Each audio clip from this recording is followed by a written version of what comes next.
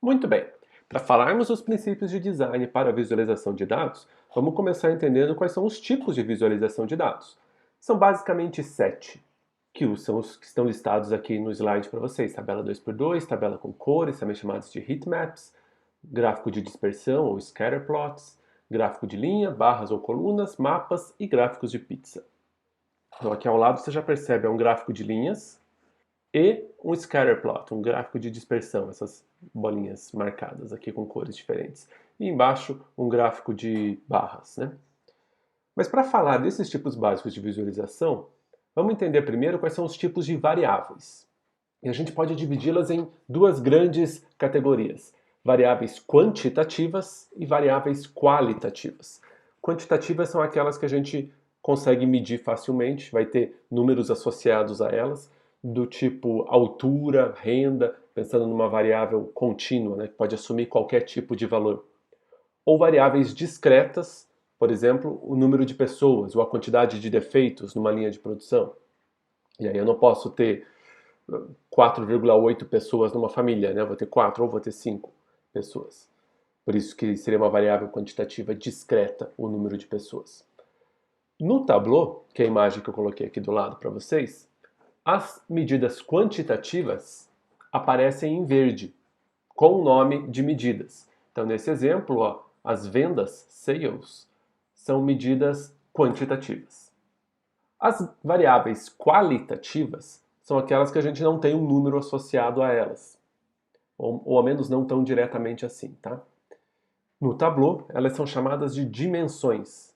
Você também pode chamá-las de categorias, variáveis categóricas, qualitativas, são sinônimos, tá? Então, região de um país, por exemplo, é uma variável qualitativa. E repara que a região de um país não existe uma hierarquia entre sul, norte, nordeste, centro-oeste, sudeste, no caso do Brasil. Ou a área de formação de uma pessoa, sou formado em física, em medicina, em engenharia civil, em biologia, história, psicologia e por aí vai, tá? Então, essas variáveis que não têm nenhuma ordem intrínseca a elas são variáveis qualitativas nominais.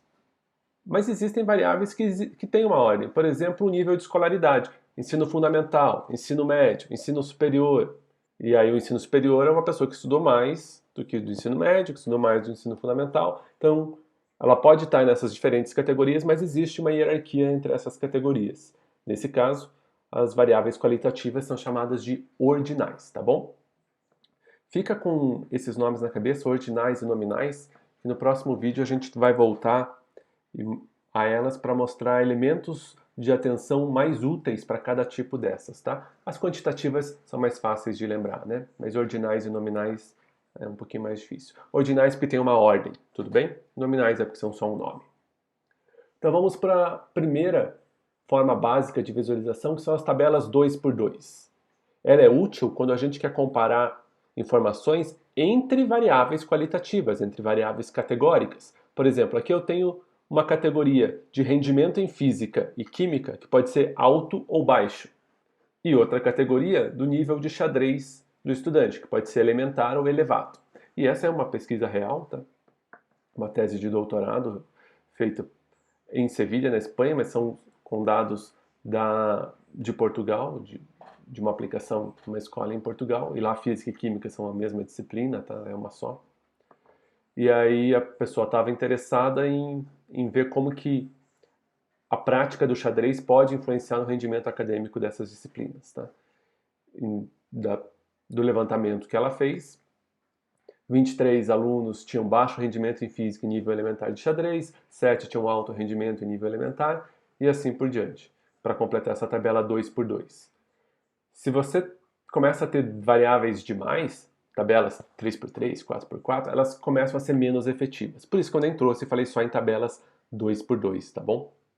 Podia ter 3 ou 4 ou 5 divisões aqui, mas de novo, quanto maiores, menos efetivas são essas tabelas, tá bom? E aqui são primeiros exemplos que eu estou trazendo para vocês. Depois a gente vai ver como dá para melhorar, inclusive, essas visualizações.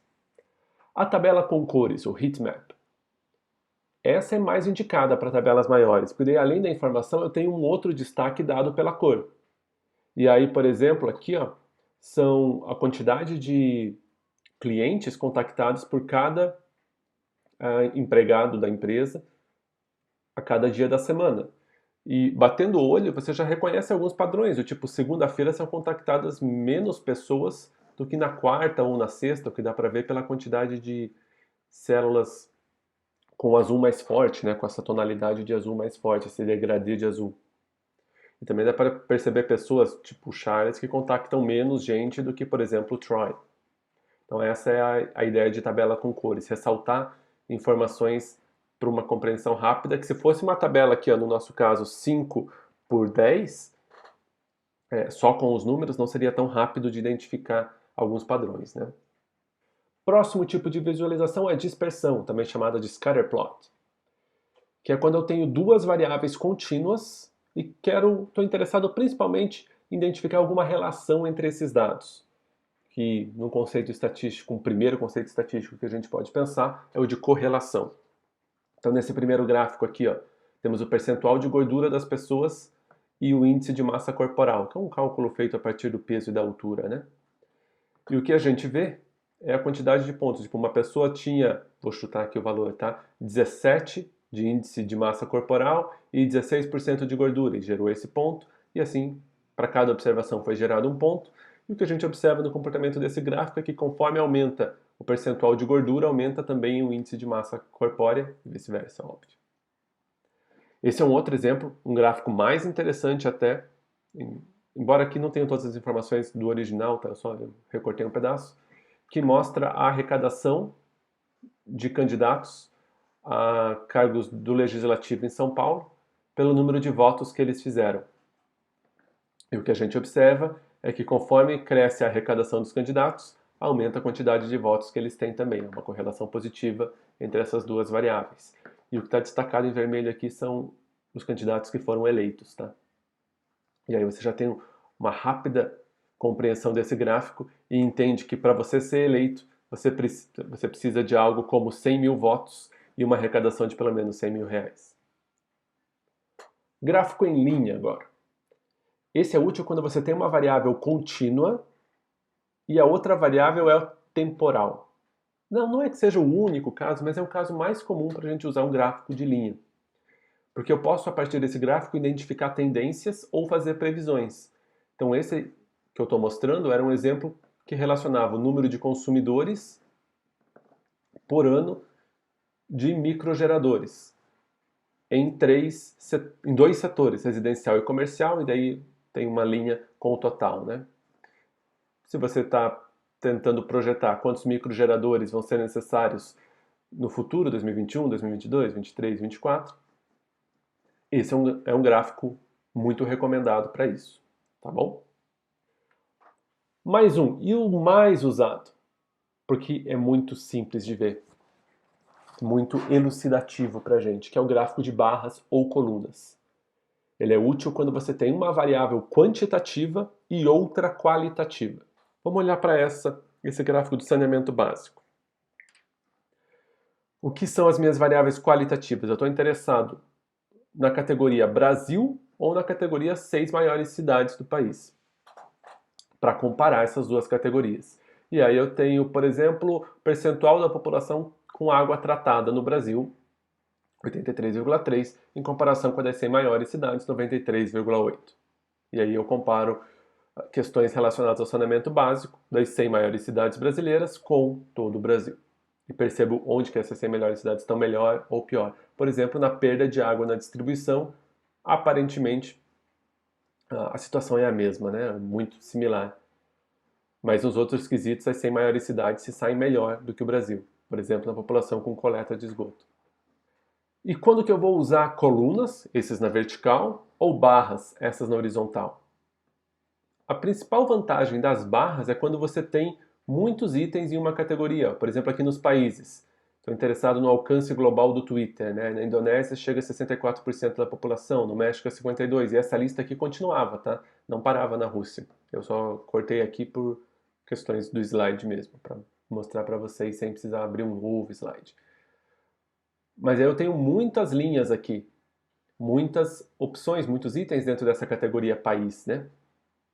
E se eu fizesse isso em colunas, ia ficar muito largo o meu gráfico, ou colunas iam ficar muito fininhas e ia dificultar a minha visualização. Então, se forem muitas categorias e ficar difícil de ver o nome das categorias também, porque às vezes os nomes são muito grandes para se escrever aqui embaixo, né? 100 maiores cidades já ocupou 2 linhas, mas ainda dava. Se eu quisesse escrever 100 maiores cidades do Brasil em 2018, 17, era o infográfico com dados de 2015 ainda. Mas aí percebeu que ia ficar uma linha muito quebrada aqui, né? Desculpa, um rótulo para esse gráfico muito quebrado em várias linhas. Então, seria mais indicado fazer um gráfico de barras em vez de um gráfico de colunas quando fica difícil de ver os nomes. E uma das grandes vantagens é você ver o ranqueamento, quem está melhor do que quem está pior do que quem, fazer comparações muito rápidas. E só de bater o olho nesse gráfico você já sabe que a Indonésia é quem tem o maior índice de alcance do Twitter, né? O maior percentual é deles. Tanto porque é um tamanho maior, como é porque é o primeiro que aparece aqui, né? Ele está ordenado nos dados. Então pensem em gráficos de barra e coluna como primeiras opções de vocês. São gráficos muito efetivos para a gente entender o que está acontecendo, tá bom? E o gráfico de pizza? Um gráfico polêmico, tá? Use com parcimônia ele. Ele não é tão bem visto assim na visualização de dados, mas ele é muito útil quando você tem poucas categorias. Por exemplo, 2. Quero descrever o sexo dos docentes de física do ensino médio, masculino ou feminino. E aí você tem 73% e 27%. 2 categorias, fácil. E ele te dá poucas informações de análise, se você quiser, porque um gráfico de barras te permite mais análises mais rápidas, mais fáceis, do que os gráficos de pizza, em geral, tá bom? Mas pense assim, 2 categorias, 3, no máximo 4. Pode usar o gráfico de pizza, mais do que isso, opte por um gráfico de barras ou colunas, tá bom?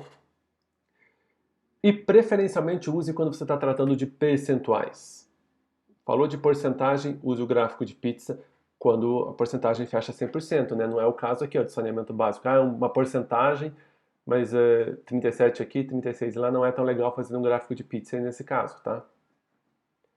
Mas aqui, o masculino mais o feminino da população total dos docentes, então ok.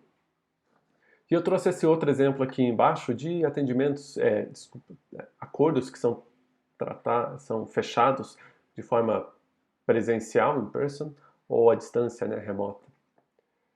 E aí tem essa opção no gráfico de pizza, que em inglês é pie chart, eles preferem torta. E esse outro gráfico de anel, que em inglês é donut. Eles são mais famintos que a gente chama de pizza, que a gente estava com fome e anel, eles chamam de pie e donut.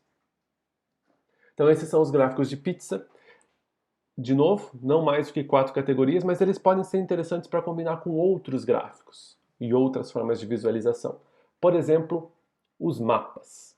Sempre que há um componente espacial ou geográfico, o mapa pode ser uma boa opção, né? E o mapa pode ser combinado com outros tipos de gráfico, que é esse caso aqui. Então, nessa visualização de dados, eu trouxe para vocês os votos para a eleição presidencial americana de 2016. Então, tem todos os estados dos Estados Unidos, marcados com a cor vermelha ou azul. A vermelha indica o Donald Trump, é a cor do Partido Republicano, e o azul indicava Hillary Clinton, a cor do Partido Democrata, então isso também ajuda mais a eles, né, pra gente não, talvez a gente não tenha esse contexto da cor dos partidos para identificar tão fácil, mas para eles sim. O tamanho das pizzas, por exemplo, aqui na Califórnia, é proporcional à população, então aqui há muita gente, há mais do que na Flórida, por exemplo, ou no Texas, mas são 3 estados bastante populosos. Opa, volta lá. E no gráfico de pizza, o percentual dado para cada um desses candidatos, né? E aí a gente pode combinar, então, o mapa com outros tipos de gráfico e produzir visualizações bem interessantes e bem práticas de serem entendidas pela sua audiência, tá bom? Então, no próximo vídeo, vamos conversar sobre alguns princípios de design, elementos que chamam nossa atenção e esforço mental para visualizar os dados.